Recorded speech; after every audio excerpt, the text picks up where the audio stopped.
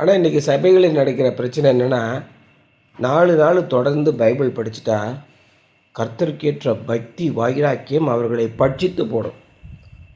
எதிர்த்தால வர எல்லா பேரும் பாவிகளாகவே தெரிவாங்க.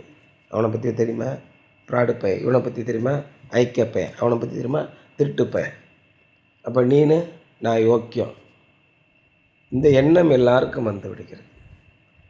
அது தேவனுடைய நீதியை விளங்க பண்ணுவதில்லை. பாவத்தின் மேலே உங்களுக்கு கோபம் வைக்கணும் தான். உங்கள் ஓனர் கோபம் வைக்க சொல்லியா டக்கில் சண்டை போய் உங்கள் ஓனரை வர சொல்லியான்னு சொல்லுவான்ல. அப்போ நீ ஓனர் இல்லையா? எல்லாருக்கும் டீ போடுறவன் தான் ஓனர்னு நினப்பு வந்துடுது.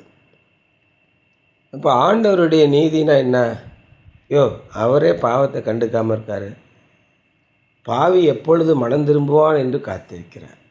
அவனுக்காக கிருபையின் காலத்தை கொடுத்திருக்கிறார். நீங்கள் பாவத்தின் மீது கோபம் வைக்கணும் தான், ஆனால் உங்களுடைய கோபம் பாவியின் மேல் திரும்பி கொண்டிருக்கிறது.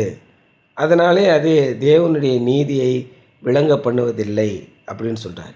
In fact anger is just the opposite of the patience God wants to produce in our lives as we mature in Christ.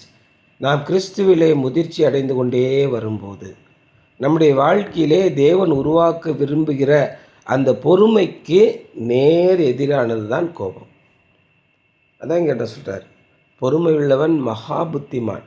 நீங்கள் எல்லாரும் தேவனுக்குள்ளே மகா புத்திமானாக இருக்க வேண்டும் என்று விரும்புகிறார். கோபமே நமக்கு தேவையில்லை. கோபத்தினால் எந்த பலனும் இல்லை. ஏன்னா நம்முடைய ஓனர் தான் பார்த்துக்கணும் எல்லாத்தையும். நம்ம என்ன பேசா பொங்குற உட்காரியா, ரொம்ப பொங்குறம்மான்ல. ஓனர் இருக்கும்போது எதுக்கு பொங்கிட்டு இருக்க? அவர் பார்த்துக்குவாரியா? எல்லாவற்றையும் தனது கைக்குள்ளே வைத்திருக்கிற இறைவன் எல்லாவற்றையும் செய்ய வல்லமையுள்ளவராயிருக்கிறார். அப்படி இருக்கும்போது நம்ம கோபப்பட்டு என்ன புண்ணியம்?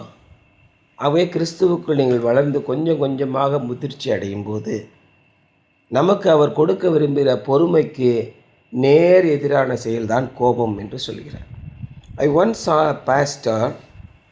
saw a poster that read, "Temper is such a valuable thing, it is a shame to lose it." ஒரு நாள் அப்படியே சாலையில் போகும்போது ஒரு பெரிய போஸ்டர் ஹோர்டிங்ஸ் மாதிரி எழுதி வச்சுருக்காங்க. முன்கோபம் என்பது மிக முக்கியமான ஒரு விஷயம். அந்த முன்கோபம் உங்களுக்கு இல்லை, நீங்கள் ஒரு மானங்கட்ட மனிதர்னு எழுதி வச்சுருக்கான். It is temper that helps to give steel it strength. கோபம் வந்தால்தான் நமக்கு வலிமை வருகிறது. If you cannot get angry at sin, we will not have much strength to fight it.